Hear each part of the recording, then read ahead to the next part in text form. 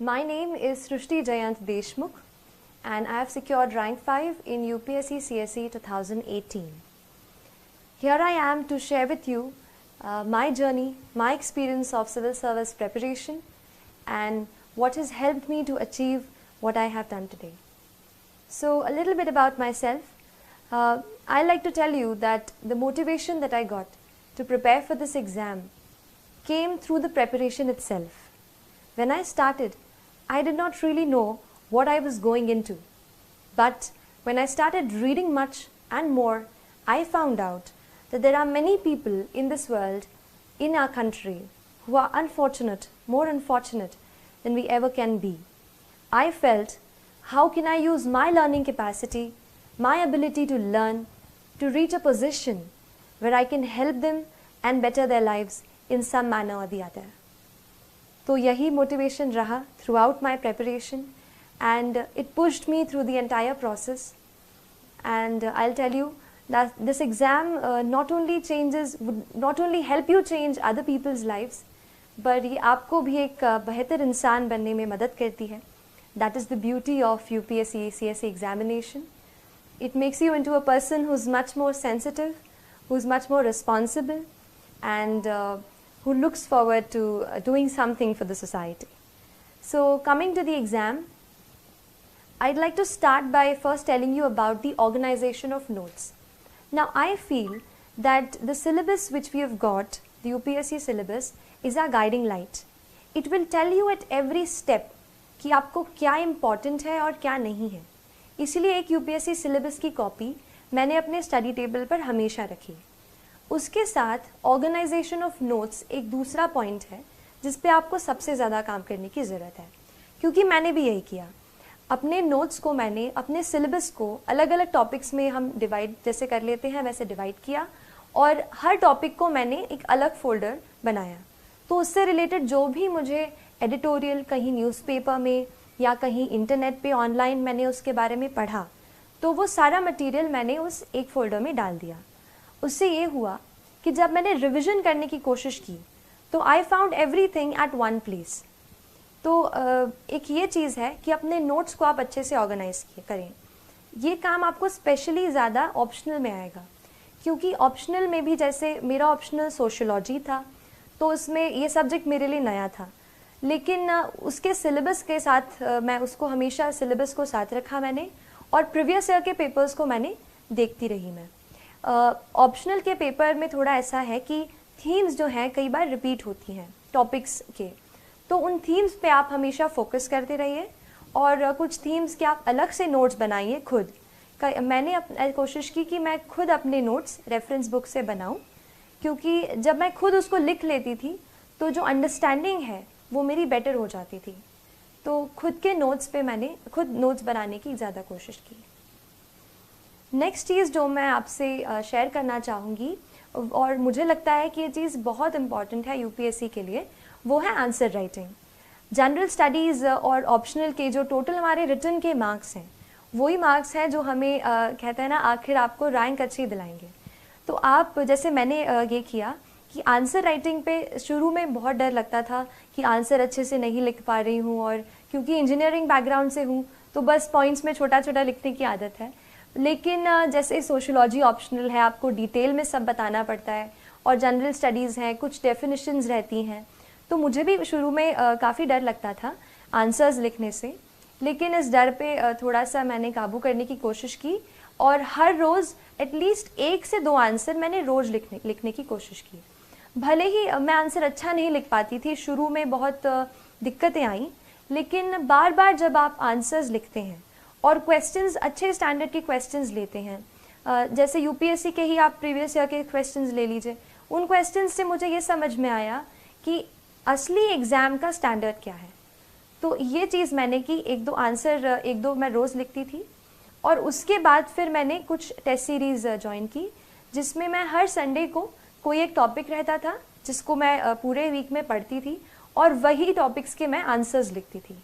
So that answer writing practice I think इतनी build हो जाती है कि बाद में जब एग्ज़ाम में कोई सवाल जैसे आपको नहीं भी आ रहा हो तो भी आप अब सवाल से कुछ की टर्म्स को ढूंढ करके आप कुछ ना कुछ उसमें लिख सकते हैं जो कि उस आंसर के लिए रेलेवेंट हो। तो ये क्योंकि कॉम्पिटिटिव एग्ज़ाम है, आपको 1 या आधा मार्क एक्स्ट्रा स्टील करना है, तो इसके लिए आप कोशिश करें कि अपनी रीडिंग वाइड रखें और आंसर राइटिंग की बहुत सारी प्रैक्टिस करें।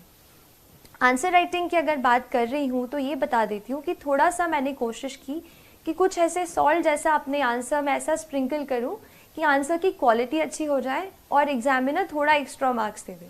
तो इसके लिए मैंने कोशिश की, जैसे फैक्ट्स कहीं से अपन जैसे न्यूज़पेपर पढ़ते हैं, कोई फैक्ट्स पढ़ते हैं, उसको मैंने पहले एक बुक में अलग से नोट कर लिया था।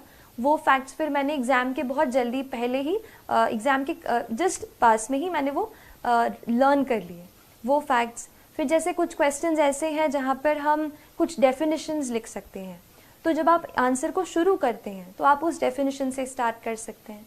इसके अलावा कुछ कमेटी की रिपोर्ट्स होती हैं, जैसे ARC रिपोर्ट्स होती हैं, या फिर एक और बहुत इम्पॉर्टेंट रिसोर्स जो मैंने बहुत ही ज़्यादा यूज़ किया है वो है नीति आयोग का 3 year action agenda.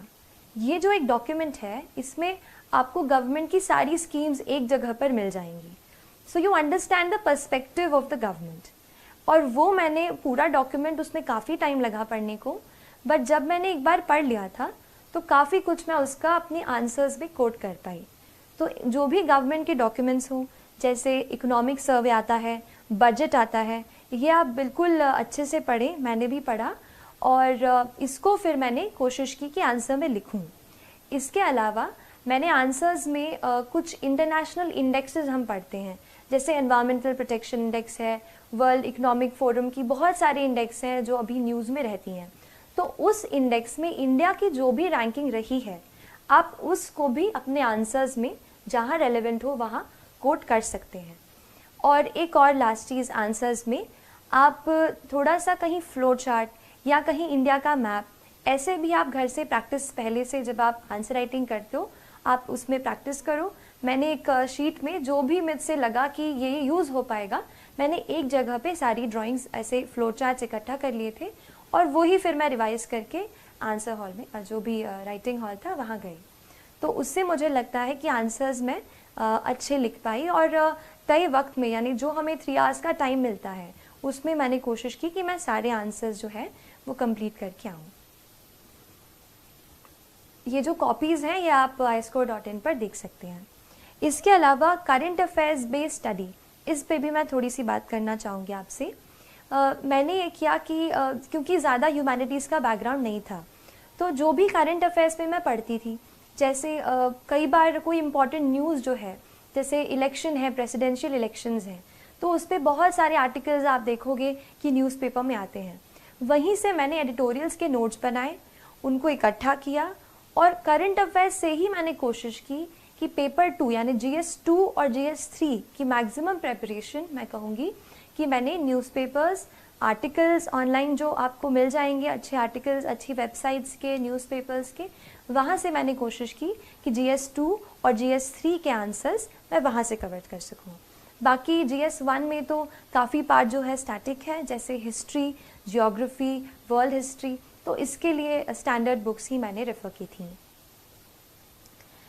Current affairs based study के बाद मैं थोड़ा सा आपको एक और लास्ट चीज़ बताना चाहूँगी टेस्ट के बारे में। कई बार हम सोचते हैं कि टेस्ट हमें बहुत सारे देने हैं, एंड मैंने भी पहले ये टेस्ट किया है कि टेस्ट सीरीज़ बहुत ज़रूरी है।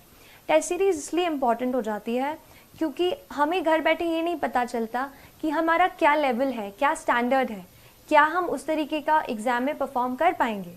तो ऐसे डाउट्स मुझे भी थे।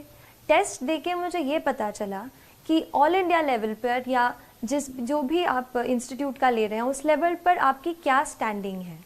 तो इसके लिए आप टेस्ट ज़रूर लगाने की कोशिश करें। लेकिन इसमें एक और चीज़ मैं ऐड करूँगी। टेस्ट हम काफ़ी देते हैं, जैसे मान लीजिए प्रीलिम्स का टेस्ट है, हम 100 क्वेश्चंस तो अटेम्प्ट कर लेते हैं, लेकिन उसके बाद इतने एग्जॉस्ट हो जाते हैं कि उसको रिवाइज़ ही नहीं करते। ये मत कीजिए।